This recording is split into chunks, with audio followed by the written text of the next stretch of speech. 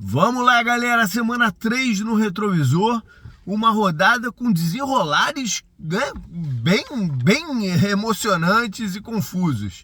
Mas, então, por causa disso até, pela primeira vez, a gente teve 9 touchdowns não ofensivos numa rodada.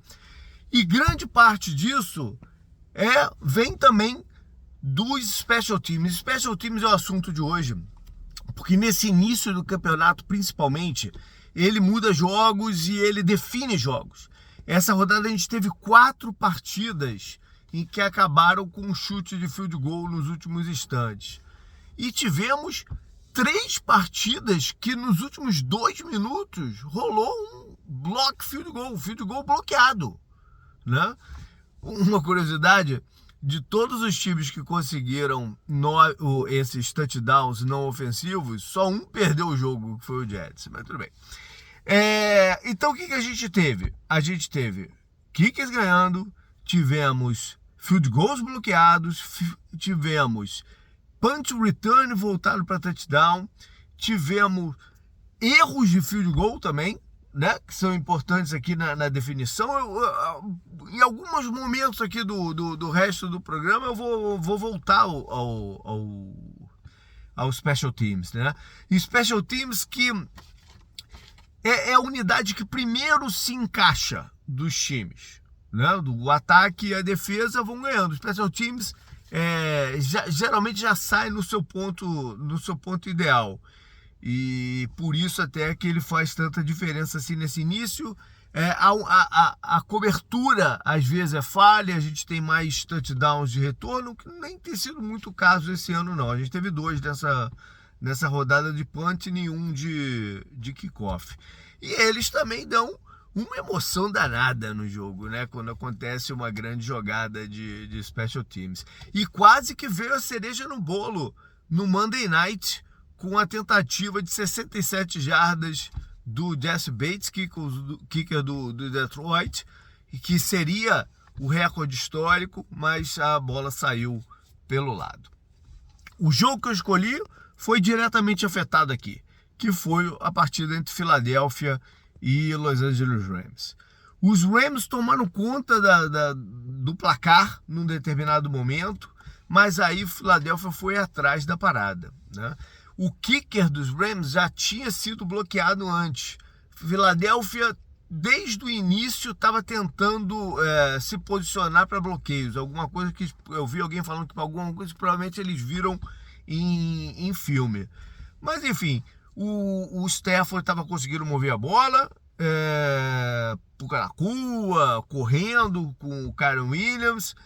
Mas Filadélfia depois pegou o jeito, né? E também moveu a bola. Finalmente a gente viu o A.J. Brown envolvido. Foram 6 passes recebidos em 10 targets, 109 jardas e um touchdown. O Saquon Barkley nem tanto impacto, né? Teve só 46 jardas, mas o Hurts, que foi o Hurts que comandou a parada com 3 touchdowns e mais um de corrida.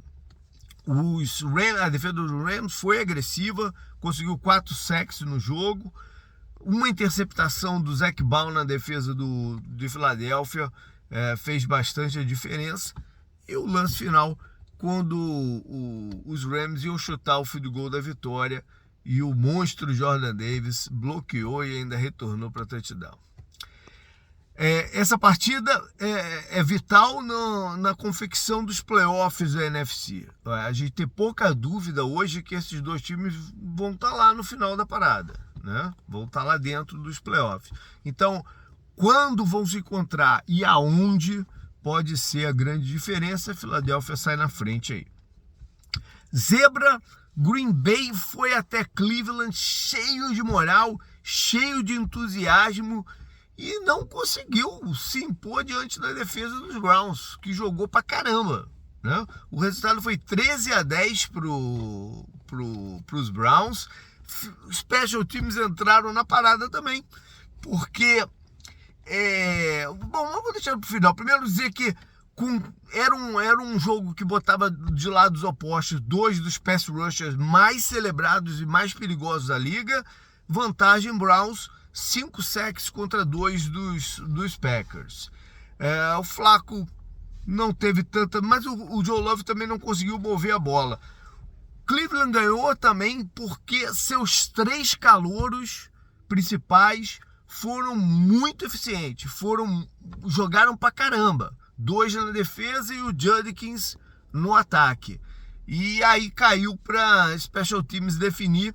O chute do Packers foi bloqueado e o do Browns no finalzinho entrou, dando a vitória lá para a torcida de Cleveland. Time que preocupa, cara, eu tenho que trazer Houston. A gente até mencionou no podcast essa possibilidade deles saírem 0-3 e 0-3 a história diz que não chega nos playoffs. Ainda não teve um time que começou 0-3 que pudesse chegar lá. Houston pode quebrar isso? Pode, porque a AFC South a gente ainda tem um pé atrás, né? Contra os times que estão na frente. Indianápolis está 3-0 e Jacksonville 2-1. Então eles têm uma batalha aí à frente, né? Já perderam uma no confronto direto. Mas para piorar, tá faltando confiança no ataque. Não, o ataque não está conseguindo se impor e ganhar ritmo. É o ataque o pior pontuador da liga, média de 12,7, ainda não passaram de 20 pontos nenhuma vez. Então, se não é para o Nick Collins, a coisa não anda. Então o Stroud tem que começar a encontrar aí outras válvulas de escape para segurar os pontos, enquanto o jogo de corridas não se reequilibra depois da ausência do Joe Mixon. Lesão. O jogo lá em São Francisco entre 49ers e Cardinals gerou 2 lesões que encerram a temporada de 2 jogadores importantes. Pelo lado da Arizona, James Conner, uma jogada feia, lá do pé dele vira, muito feia, tá fora, e Arizona é um time que primeiro corre com a bola, né? Então é um desfalque sério. E São Francisco tem mais uma perda aí, né, cara? Bosa fora do campeonato, ligamento do joelho. Se junta a mais um batalhão de jogadores de 49ers que estão fora. A maioria deve voltar, o Bosa não. O reencontro, cara, foi até um toque do nosso apoiador, o Daniel Jardim. Lá em Washington, tiveram frente a frente 2 velhos conhecidos. Marcus Mariota teve que jogar como quarterback com a lesão do Jayden Daniels, e do outro lado, nos Raiders, o coordenador ofensivo é Chip Kelly. Os 2 formaram um time lendário lá em Oregon, né? E estavam aí frente a frente. Melhor para Mariota, que terminou com 15 passes completos em 21, 207 jardas, média de 9,9, um touchdown e uma interceptação e mais um touchdown corrido. O ataque dos Raiders não foi mal, né? Mas o que definiu a partida foram big plays, tanto de corridas, passes longos e special teams com um touchdown e um avanço do Deebo Samuel num retorno de kickoff que foi sensacional. No up and down, eu vou para a partida de Minnesota, quando 2 quarterbacks reservas se enfrentaram diretamente. Carson Wentz, seu 6º time pelo 6º ano seguido, né, diferente, 6 times diferentes, levou a vantagem e conseguiu 2 touchdowns, uma boa média de 129,8 no quarterback ratings. Ele foi para lá porque o McCown é o treinador de quarterbacks e eles têm, né, um vínculo da época de Filadélfia. O McCown provavelmente vai conseguir tirar o melhor que o Carson Wentz pode entregar. O Browning, na sua vez, deu uma preocupação na torcida dos Bengals e que ele pode ser que ele não repita aquela caminhada de 2 anos atrás, quando o Joe Burrow também tinha se machucado. Ele termina com 19 passos completos em 27, só 140 jardas, 5,2 a média de passe por tentativa, jardas por tentativa, um touchdown, 2 interceptações. primeiro passo ruim aí para Zac Taylor e companhia. Vamos lá, os destaques mesmo da rodada. Ofensivo, eu fico com o Caleb Williams, que teve provavelmente a sua partida mais eficiente desde que chegou na NFL. Completou 19 de 28 passes, 10,6 jardas por tentativa de passe, muito bom. 4 touchdowns, nenhuma interceptação, nenhum fumble e nenhum sack. As coisas que estavam pegando mais pro Caleb, né? Então vale a pena destacar ele aqui. Eu sei que a ressalva, né, de ser contra uma defesa do Dallas que a gente está dando muito pouca, está tendo muito pouca expectativa com ela, mas não diminui os números do Caleb e a atuação dele.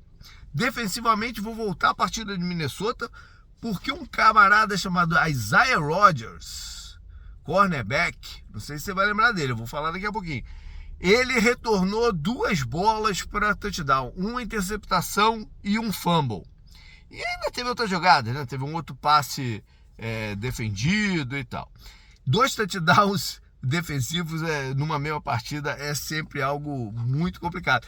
E o Rodgers, para completar, ainda foi um cara que no ano passado, quando teve que jogar no backfield de Filadélfia, ele era o cara que tinha o alvo nas costas, né? Era o cara que os adversários procuravam em campo e na maioria das vezes levavam vantagem sobre ele. Então uma grande história aí dele virar o destaque da semana. Special Teams, como eu falei, tinha um monte de opção para escolher, mas eu fico com o kicker do Tampa, o McLaughlin, que acertou 5 de 6 tentativa de field goals, a maior dela por 55 jardas e os seus 2 extra points. Ele tinha acabado de tomar um bloqueio de field goal que o Jets retornou para touchdown virando a partida, e estava nos pés dele a redenção e ele conseguiu dar a vitória aí para Tampa. Calouro, eu falei que Cleveland ganhou por causa dos seus calouros também. E um deles foi o linebacker, o Carson Schwarzenegger. Ativo, presente todo lado do campo, 10 tackles, um dele para perda, né, de jarda e um sack. Ele já é uma realidade lá nessas 3 primeiras rodadas, já é um dos defensores sólidos que tem os Browns. Grande escolha, eu tinha alguma ressalva no processo pré-draft, mas está arrebentando. E a jogada, cara, tem que ser o field goal bloqueado pelo Jordan Davis, que deu a vitória para a Filadélfia. 61 jardas que o gigante, né, correu. É o jogador mais pesado a retornar um bloqueio de field goal para touchdown. O pessoal tem estatística maluca de todos. E é isso, foi bem bacana de ver ali aquilo ao vivo. Tá lá o link, para quem não viu, tá lá no site. Valeu, galera, até o podcast, até semana que vem.